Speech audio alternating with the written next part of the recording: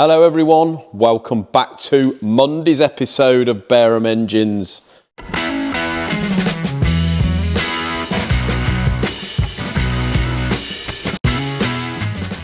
Right guys, it's me on my own. Isaac and John have gone home because it is 10 to 6 and I'm just doing a video. It's getting appalling guys, innit? Used to put a video out about 5 o'clock on a Monday, Wednesday, Friday. Now you're not getting it till late at night, but I do apologise guys, we've got so much on at the minute. I'm just struggling to do everything, I'm going to be honest.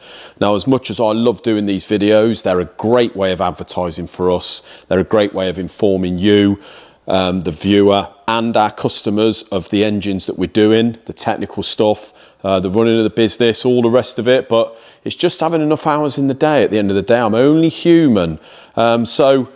Although sometimes we get to the end of the day and I just think, look, I really haven't got time to put a video out. I do my best to stick one on here, guys, and let you know what is going on. So what have we got going on today? First of all, the Ingenium. I have got the liners in the Ingenium. I'm just on my way to boring the third one now. And once that is bored, guys, it looks like there's about 1 millimetre to come out of each of these liners. Now they're in with a big interference fit there with the flange on the top. Obviously, once I've bored it, I'm going to face the block. I've done the cutouts in the base of the liners, so you see down there. And what I do is put it on its face over on the milling machine. You can see I've got that big long series cutter, and I just put that end mill down there, and that just gives some a nice cutout there to compensate for the conrod not smashing into the base of the liner. And then we're going to hone it. And that thing is ready to be cleaned, thoroughly cleaned and built up. The rest of the engine components are absolutely fine, although we're going to change the bearings, etc. Whether the customer wants to put new pistons in, probably not. They are mint, but I will be putting new rings in. So we'll see about that, and then that's another job done. But as you can see, guys, we've got stuff, heaps of stuff lying about here on the floor. That we've got to get done. We're still waiting for the go-ahead on that Perkins. The Perkins over there, Isaac's been cleaning the block today. We've got a load of stuff down here on the floor. It's looking a little bit messy, guys, and I know a lot of you are going to comment saying, stuff all over the floor again, Lee. It's not ideal, but we've just been having a sort out today, so tomorrow this will all be cleaned up off the floor and put in its location where it's going to be worked on, hopefully. So, what else we got? Still ain't done the Rover. Although I'm still waiting for Andy, the customer, to get hold of me there. So all we've got to do is time that up. But I want Isaac to do that, and I want to do a video on it, but showing Isaac doing it. We've got a little Lotus twin cam here. So that's a pretty little engine, isn't it? The Lotus. It's lovely, sitting there on its little stands. But yeah, we've got this one come in from a customer up in Manchester, drove down today, especially with that. And that's going to be a nice go through. So I'm really looking forward to that. And then news on Figuros. Isaac's just started to open the box of Figuro stuff, guys. So the plan is in the next couple of days, Isaac's going to dig all the pistons and rods out of there, and all the small bits. We'll get all those blasted. He's already started today, and at least he can get the new pistons on the rods and the rods balanced and etc.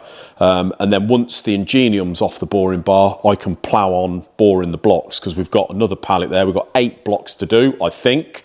So we need to get them done in the next couple of weeks. So, the Landrover, the 6-cylinder, where are we with it? I actually bumped into the customer at the weekend. Now, in the last video, I'm sure I said in the last video that he has found a supplier or somebody that specialises in these, and they can get all the bits from Germany. So he come to me and said, look, this company said that they will take the vehicle away, they will take the engine out, they will do the engine, all that's necessary. So I'm assuming the injectors, the turbos and all the rest of it. They will warrant it, put it back in the vehicle, get it running, give it you back for 10 grand. And I said, the only way I can see them doing that is if they can get the bits, where I don't know where they get them from, because we've got 3 or 4 very reliable in the know suppliers who can't get bits for these. So unless they can get bits and get them fairly cheap, I don't know how they're going to do it for that. I just said, look, I know you've had a look on Google, etc. They seem to be very reputable, and they do a lot of these, but just beware, because we've heard of this story before, haven't we? Where they go away, take the vehicle, take your engine out, strip it completely, then give you the bad news that it's going to be a few £1,000 more. Well, he got in touch with me Thursday and said, look, they've been in touch and said they will take the engine stripped and do it. I said, look, if you want to do that and it works out cheaper for you, you carry on. I'm not bothered. He then gets back to me and said, I think they're going to supply me a bit. So give me a list of the parts that we need and they will supply them. I said, great. So I've sent him a list. I bumped into him at the weekend and he said, no, they don't want to do that. They want to do it themselves. And they said, if they take the engine stripped, which really all we've done is take the head off it, it's going to cost £2,000 more. So already we're up to 12 grand, guys, and that's before they give him the bad news, I think. So yeah, I think he's a little bit suspect of that, and it looks like if they can't get the bits or they're not going to supply them, the best way, with all the will in the world, is for him to go and get a short motor from Landrover. Bite the bullet. It's going to be about 6,000 odd quid plus the VAT.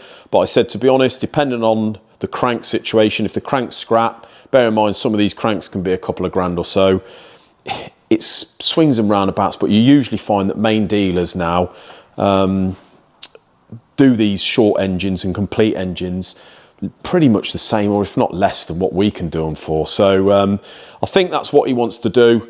He's going to see if they'll do him a little bit more of a deal on a short motor, and then all we've got to do is do the head, fit a timing kit, fit the head, basically just build the motor up from a brand new bottom end, and away we go. So we're going to leave this bottom end intact until we know what the new one comes like, but it's a bit of a waiting game on that in a minute, guys. But yeah, as I say, that company, they may well be very reputable, but I don't know, we just get a bad feeling in this game because we've been in it so long. We've dealt with people like that before, and usually if it's too good to be true, it usually is too good to be true, and you end up just it costing you more in the long run.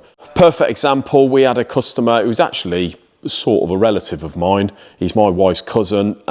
He come to us after it had all happened, unfortunately, otherwise I would have given him plenty of warning, but he had a Sprinter van that he was quoted something like 2,000 quid or 2,000 or 3,000 quid for someone to take the van, do exactly that, do the motor, put it all in, away you go.